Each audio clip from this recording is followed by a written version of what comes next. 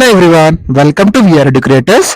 మనం ఇండియన్ జాగ్రఫీలో భాగంగా భారతదేశం ఉనికి అనే చాప్టర్ ని నేర్చుకుంటున్నాం. ఈ భారతదేశం ఉనికి అనే చాప్టర్ లో భాగంగా మనం ఈ వీడియోలో భారతదేశం అంతర్జాతీయ జల సరిహద్దులు ఏంటండి, భారతదేశం అంతర్జాతీయ జల సరిహద్దులు అనే టాపిక్ ని నేర్చుకుందాం. ముందుగా మనకి ఈ అంతర్జాతీయ జల సరిహద్దులు నేర్చుకునే ముందు మన భారతదేశానికి సముద్ర తీరరేఖ కోస్టల్ లైన్ ఏ ఏ రాష్ట్రాలకు ఉంది, ఎన్ని రాష్ట్రాలకు ఉంది అనే అంశాన్ని మనం ముందుగా నేర్చుకోవాలి. మన భారతదేశానికి సముద్ర తీరం గల రాష్ట్రాల సంఖ్య, కోస్టల్ లైన్ గల రాష్ట్రాల సంఖ్య ఎంత అంటే 9. ఎన్ని రాష్ట్రాలండి? 9 రాష్ట్రాలు. Very very important. ఈ నంబర్ మీరు గుర్తుపెట్టుకోవాలి. ఆల్రెడీ ప్రీవియస్ గా రాగడం జరిగింది. మనం ఈ తీర రాష్ట్రాలను, ఈ కోస్టల్ లైన్ ని వెస్ట్ అండ్ ఈస్ట్, పశ్చిమ దిక్కున అదేవిధంగా తూర్పు దిక్కున, పశ్చిమం వైపు ఎన్నున్నాయి, తూర్పు వైపు ఎన్నున్నాయి అనే విధంగా నేర్చుకుందాం. మనకి పశ్చిమ దిక్కులో, పశ్చిమ తీరంలో గల రాష్ట్రాల సంఖ్యను పరిశీలించినట్లయితే ఎన్ని రాష్ట్రాలు ఉన్నాయంటే పశ్చిమ తీరంలో 5 రాష్ట్రాలు ఉన్నాయి. ఆ పేర్లు ఏంటో మీరు గుర్తుపెట్టుకోవాలి. లైన్ గా గుర్తుపెట్టుకోండి.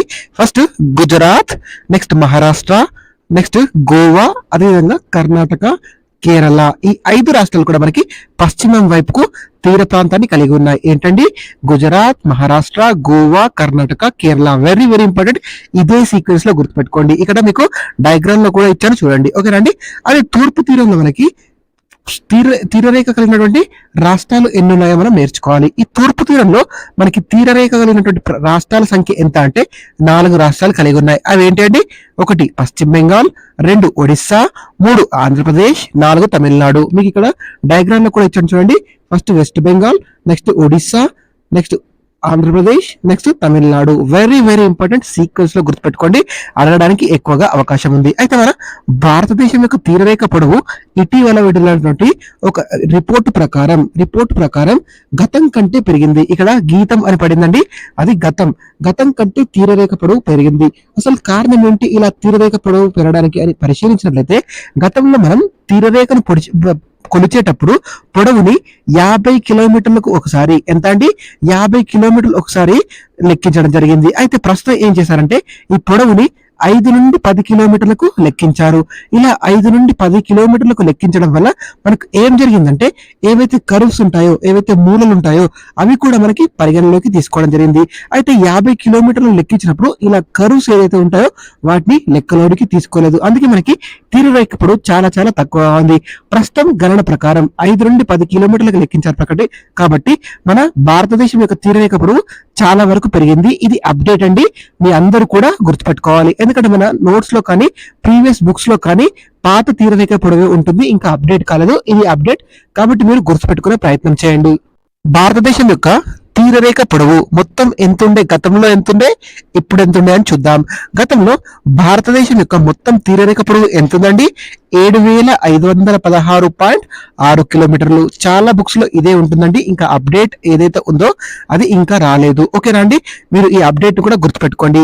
అయితే ఈ 7516.6 కిలోమీటర్లు ఉన్నటువంటి తీరరేఖ పొడవు ప్రస్తుతం ఎంతకు పెరిగిందండి? 11,098.81 కిలోమీటర్లు పెరిగింది. ఎంతకండి?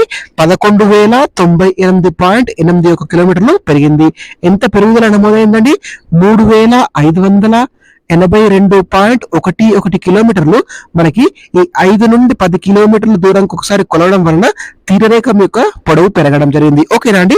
ఈ తీరరేఖ పొడవు పరంగా మనం ఈ ప్రధాన భూభాగాన్ని కనుక గమనించినట్లయితే, అంటే కేంద్ర పాలిత ప్రాంతాలు, దీవులను కనుక మినహాయించి ఓన్లీ ప్రధాన భూభాగాన్ని కనుక గమనించినట్లయితే అతి పొడవైన తీరరేఖ గల రాష్ట్రాలు ఏంటంటే టాప్ 3 గుర్తుపెట్టుకోవాలి. Very very important.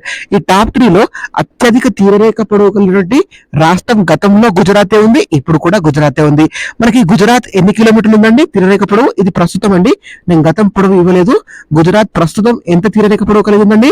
2340.62 కిలోమీటర్లు తీరరేఖ పొడవును కలిగి ఉంది. అయితే గతంలో 2వ స్థానంలో ఆంధ్రప్రదేశ్ ఉండే, ప్రస్తుతం ఆంధ్రప్రదేశ్ అనేది 3వ స్థానానికి చేరింది. 2వ స్థానంలో ఏ రాష్ట్రం ఉందండి? తమిళనాడు ఉంది. ఎంత పొడవండి? 1068.69 కిలోమీటర్లు. చాలా చాలా ఇంపార్టెంట్ అండి, గుర్తుపెట్టుకోండి. థర్డ్ స్థానంలో ఆంధ్రప్రదేశ్ రాష్ట్రం ఉంది. ఎన్ని కిలోమీటర్లు?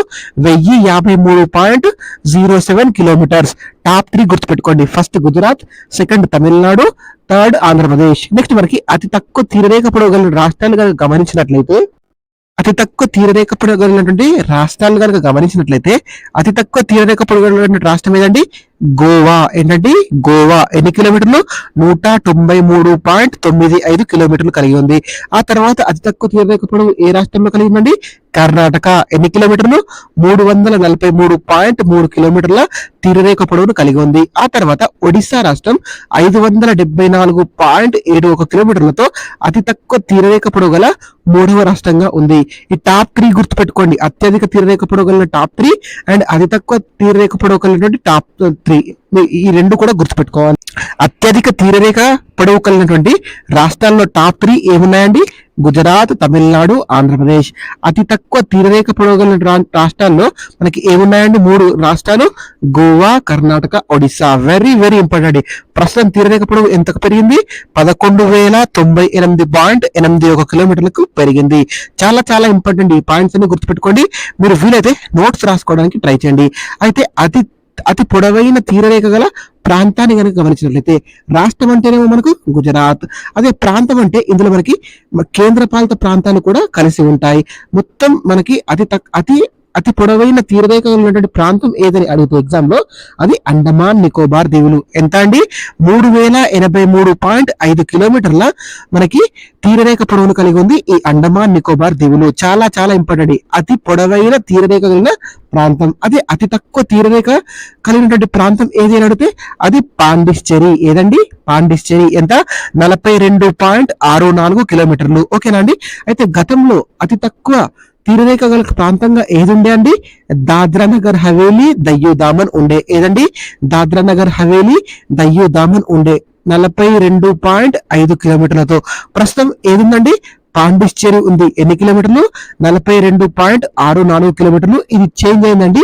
కాబట్టి ఇది అడగడానికి ఎక్కువగా అవకాశం ఉంది ఎగ్జామ్ పాయింట్ ఆఫ్ వ్యూలో. చాలా చాలా ఇంపార్టెంట్. అతి పొడవైన తీరరేఖ గల ప్రాంతం ఏదండి?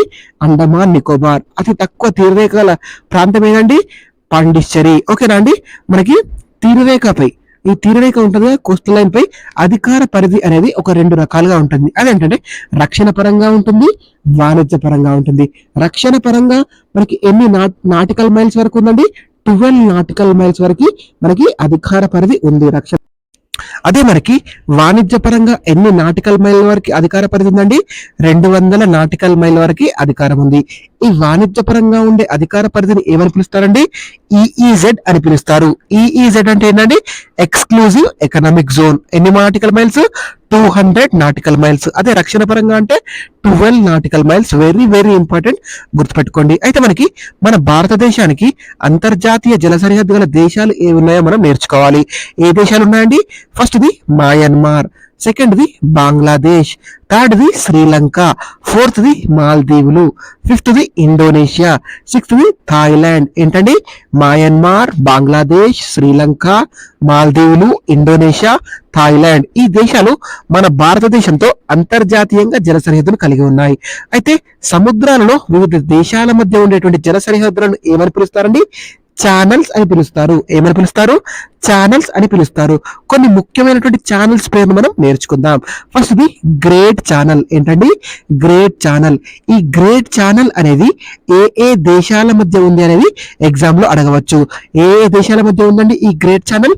మన భారతదేశానికి ఇండోనేషియాకి మధ్య ఉంటుంది ఈ గ్రేట్ ఛానల్. ఇండియాకి ఇండోనేషియాకి మధ్య ఉండేది ఏంటండి? Great channel. నెక్స్ట్ మనకి 8 డిగ్రీ ఛానల్. ఈ 8 డిగ్రీ ఛానల్ ఏ దేశాల మధ్య ఉంటుందండి? భారతదేశానికి మాల్దీవులకి మధ్య ఈ 8 డిగ్రీ ఛానల్ ఉంటుంది.